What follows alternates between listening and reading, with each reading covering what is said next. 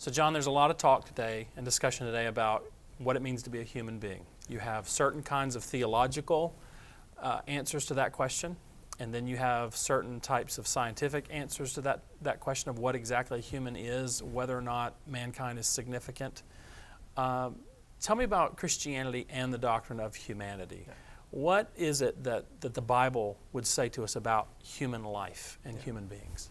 Yeah, there's a half a dozen or so major affirmations that come really from the first chapter of Genesis.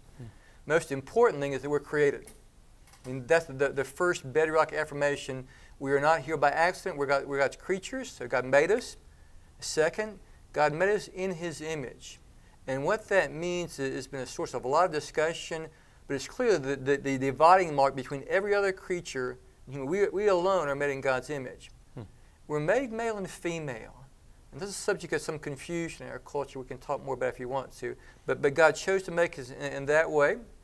We're created to work.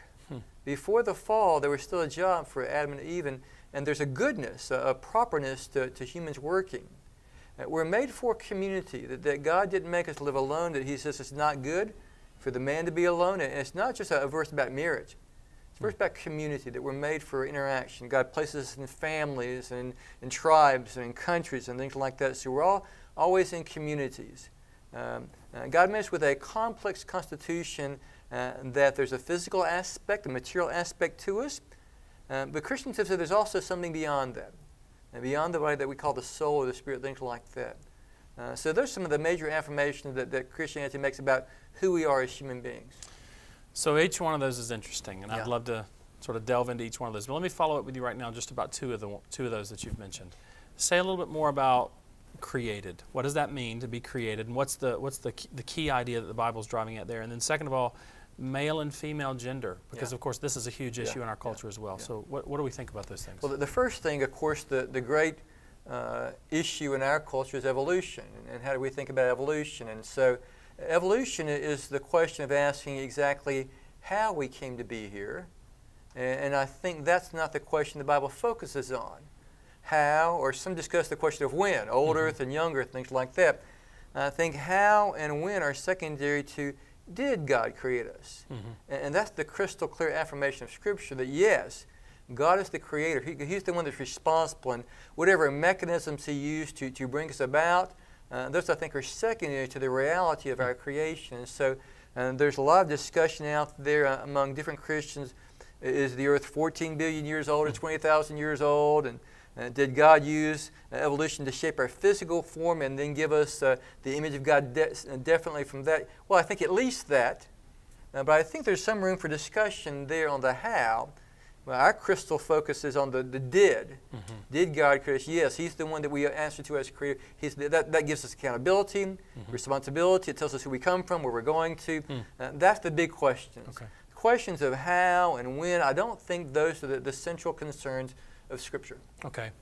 How about gender? Yeah. Male, female, in a culture like ours and in the Western world where men have dominated everything. Yeah. There really has, out of that, come to be a mindset where females are just inferior and men are superior. Is this a Christian thought? Yeah.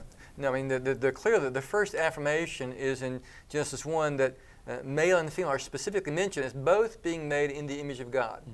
So that's the grounding for equality there, that we're both equally image bearers of God, things like that.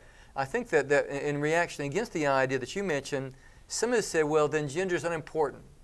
And there are some that differentiate gender and sex. Sex is the biologically basic thing that we're made differently a little bit in some minor ways.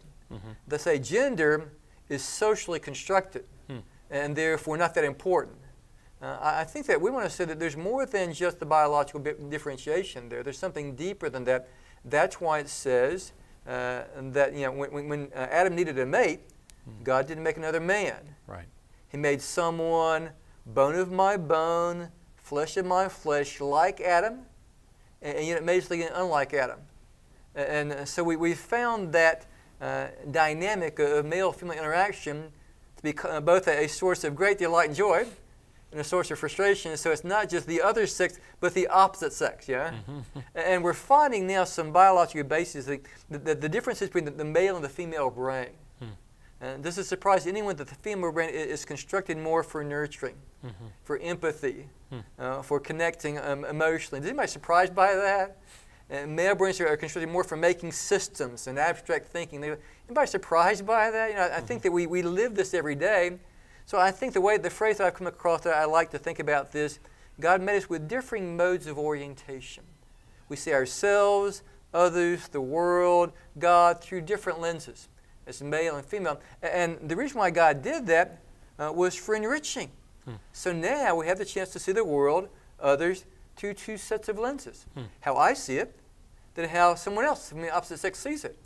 And I get a richer view. And unless I say my way or the highway, if I listen, God has made something that gives us a richer view of life. And so denying or downplaying or saying it's not important, there's no real difference there, I think we're missing something that God has given us to enrich life and to accept each other as equals, but with different vantage points and different modes of orientation that give us different strengths and weaknesses, thus being able to have a richer view of life because of that.